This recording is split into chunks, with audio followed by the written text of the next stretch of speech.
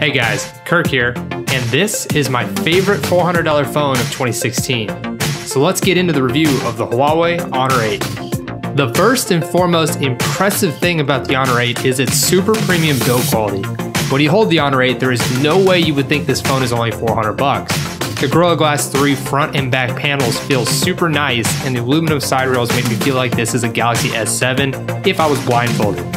But the real it factor about the Honor 8 is how it fragments the light around it and giving you some pretty awesome visuals. The buttons on the right have a good amount of clickiness to them and are not mushy at all.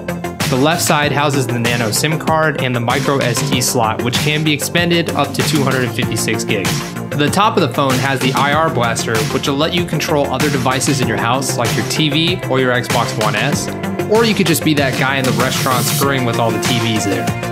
On the bottom, you have your 3.5mm headphone jack, a USB-C port, and a fairly decent speaker. The speaker won't compare to anything like front-facing stereo speakers, but it will definitely get the job done.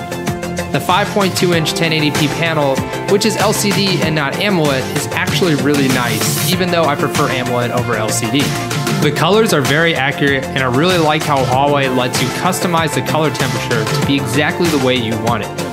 As for more of the phones are moving to QHD screens, 1080p seems to be a little out of date, but to be honest, I didn't really find myself missing QHD because of just how nice this screen is.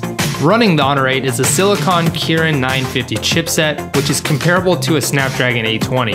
You get 4 gigs of RAM and 32 gigs or 64 gigs of internal storage, which can be expanded up to 256. Keeping this guy going is a 3000 mAh battery with quick charging. But let's talk about what you guys really want to know, and that's the performance. I usually use a phone for a full week before I make a review on it, but when it comes to the Honor 8, I just couldn't put it away. It's been my main phone for almost a month now, and I have to say things have been great. The phone is buttery smooth and responsive and lasts all freaking day.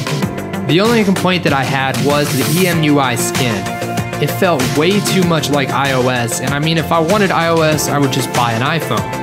I quickly installed the Google Now launcher and life got much better.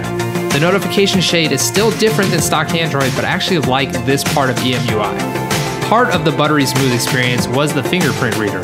I'm coming from my main phone being a Nexus 6P, so I already knew that Huawei could make a good fingerprint sensor. But man, this thing is even better. It never lags and works 99% of the time. Plus, being able to customize different actions into the smart features of the reader is awesome. Like double click to open up the camera and a long press to turn on the flashlight. This is something every other manufacturer needs to make note of. Now let's move to the camera. The dual lens system on the Honor 8 caught my eye immediately, especially considering the phone's only $400. One lens acts as a monochrome sensor, which allows you to create some sweet depth of field shots, which is when the object is in focus but the background is blurred to hell. I've been able to pull some really unique looking shots with the 12 megapixel rear camera. Plus, the camera app has a ton of great features like a pro mode and an aperture control, which really let you take the reins of your camera. Sadly, video was pretty disappointing for me. There's no 4K video recording, just 1080p at 60 FPS, which looks fine, but the lack of OIS makes things very shaky. So if you're trying to do professional video work, then you will definitely need a tripod. Overall, the Honor 8 has been my favorite $400 phone this year. Its premium design, insanely smooth performance and long battery life, and great stills makes it a great deal. I would just suggest throwing a custom launcher on it, and let me know what you guys think of the Honor 8 in the comments below. Also, go ahead and feel free to subscribe and join the Tech Edge family. As always guys, I will see you later.